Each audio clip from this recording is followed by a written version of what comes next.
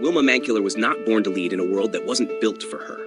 She entered life in 1945 in Tahlequah, Oklahoma, a place deeply rooted in Cherokee tradition but scarred by centuries of displacement and struggle. As a Cherokee woman, Wilma faced a world stacked against her, shaped by systemic poverty, discrimination, and cultural erosion. But her spirit carried something few possessed: unyielding resolve. Her early years were tough. Wilma's family moved to San Francisco during the Indian Relocation Program, a government initiative meant to assimilate Native Americans by uprooting them from their lands and forcing them into urban environments. For Wilma, it was a jarring displacement, not just physical, but spiritual. The community she knew dissolved. The support structures she relied on vanished. Yet, in the face of this upheaval, Wilma discovered her calling. She threw herself into education and activism. She understood that reclaiming her people's future meant confronting both external oppression and internal challenges. In the early 1970s, she helped found the first Indian-controlled community center in the Bay Area. It was more than a facility. It was a fortress for cultural survival and empowerment.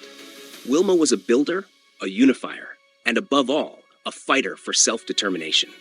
Her leadership style was not about dominance, but resilience. She listened. She learned. She pushed her people forward by showing what disciplined, strategic effort could achieve. In 1985, Wilma Mankiller became the first female principal chief of the Cherokee Nation, an achievement few could have imagined decades earlier. But this was no ceremonial title. She inherited a nation plagued by poverty, corruption, and fragmentation. The challenges were Spartan in scale. She didn't shy away. Instead, she leaned into the storm. Wilma understood that leadership is not about comfort, it's about action. She focused on infrastructure, health, education, and job creation.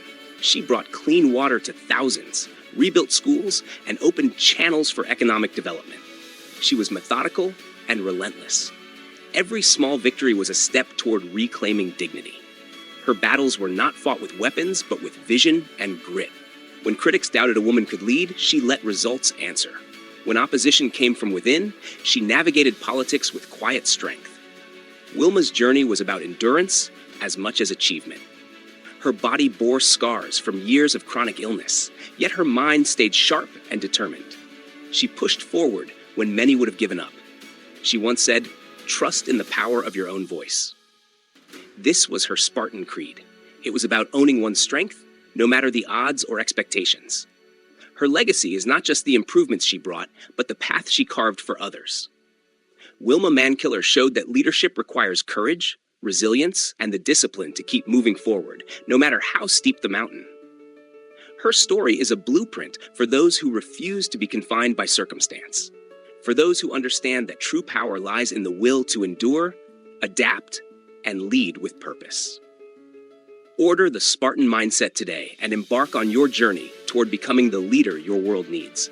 Let your struggles forge you into a warrior of character and resolve. The Spartan Mindset provides a comprehensive and actionable guide to personal development and resilience. Available now for just $19.99. Purchase your copy from the links in the description box below and on this channel's homepage. Because your future begins with the right mindset. The Spartan Mindset.